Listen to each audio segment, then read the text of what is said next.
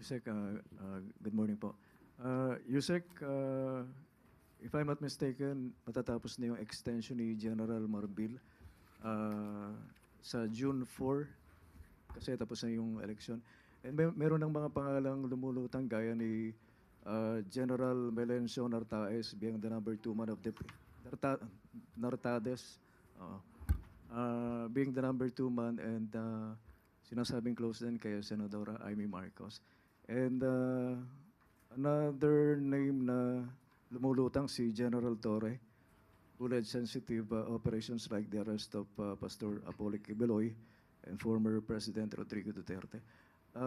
Meron na po bang take dito si Pangulong Marcos? At may nabanggit po ba si Pangulong Marcos kung ano yung possible criteria na mapipili niya as the next chief PNP? Ang mga nabanggit niyo pong pangalan ay pulos po lahat yan ay may integridad at magagaling. Sa ngayon po ay wala pa pong pinapaabot sa atin. Hintayin na lang po natin ang announcement ng Pangulo patungkol dyan. When do you expect yung announcement, Yusek? Kapag may nakarating na po agad sa akin, sa inyo ko po agad ibibigay ang impormasyon. Thank you very much. Eden Santos, Net 25. Yusek, good morning po.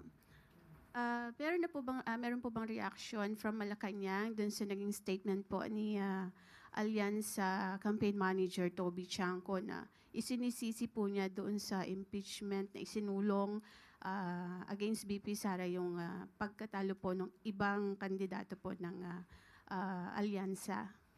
Wala pa po napaparating sa atin ang anumang reaksyon ng Pangulo patungkol dyan, kung yan man po ay totoo. Ang tangi lamang pong naibigay sa atin na impormasyon ay dapat pong iwanan na kung ano man yung mga naging issue nung panahon ng pangangampanya at magpatuloy na lamang po ang bawat isa ng kanilang trabaho para po naman ito ay sa taong bayan. Quick follow-up lang po. Hindi po ba kakausapin ng Pangulo si Kong Toby para po sabi niyo nga iwanan na dahil tapos na yung panahon ng kampanya, may mga nanalo na po? Wala pong napaparating sa atin ganyan sa ngayon. Maricel Halili, News 5. Good morning, Yusek. Yusek, may we have your reaction lang dun sa naging statement ni Vice President Sara Duterte that she wants the impeachment trial to pursue because she wants to see bloodbath. Your comment on that? Medyo may pagkabayolente ang tugon ng ating Vice Presidente pero we hope that it is just a figure of speech and it should not be taken literally.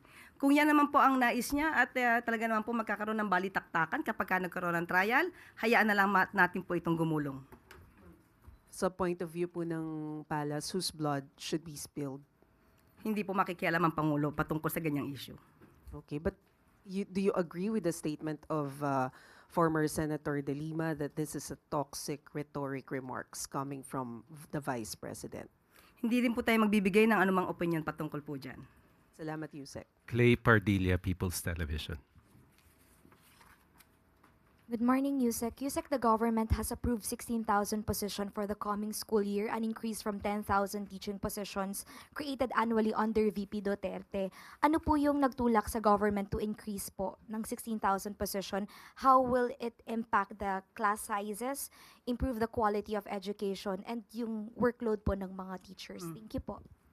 Unang-una po, it is the directive of our President, Ferdinand Marcos Jr., to strengthen education system. And also this will add teaching workforces in the schools. We can still remember how the President immediately reacted to the suggestion of Secretary Sani Angara with regard to the needs of building of Child Development Center. The President immediately asked that the funds be released for that purpose. So with this, ang gusto po talaga ng Pangulo ay mabawasan ang kakulangan ng mga guro sa bawat eskwela. Ito lamang po ay unang parte, 16,000 teaching positions ay unang parte lamang po dahil ang target po ay 20,000 teaching positions po. At ang nais po natin at ang nais po ng Pangulo ay mabigyan po ang bawat estudyante, matutukan po ng ang kanilang guro para po mas maging maganda ang kanilang pagsasanay at pag-aaral. na meron pong pondong inilaan po dito.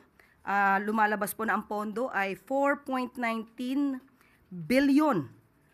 Ito po ay kasama po sa DepEd's built-in appropriation under 2025 GAA. So, tignan na lang po natin kung ano pa ang magiging proyekto pagdating po dito at mas gugustuhin po rin natin na magkaroon po ng mas maraming classrooms para sa darating na pasukan. Tuesday New, DZBB.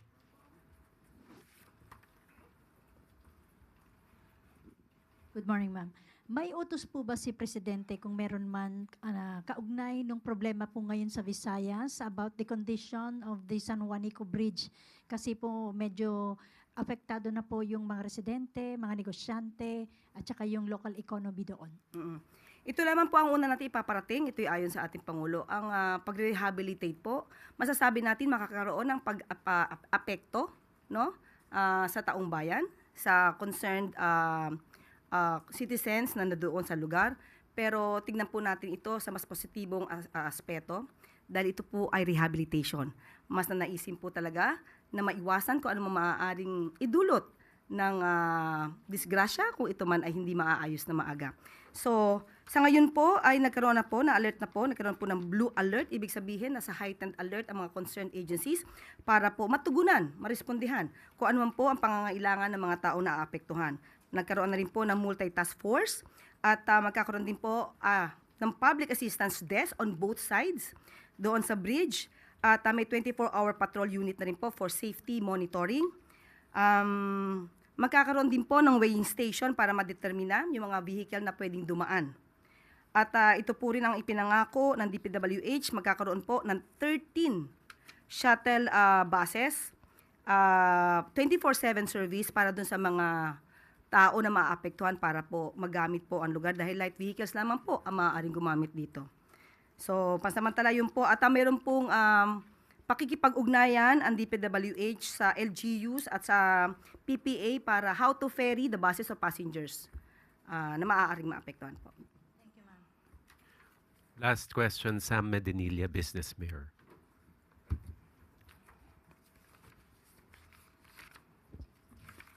Good afternoon, good morning, ma'am.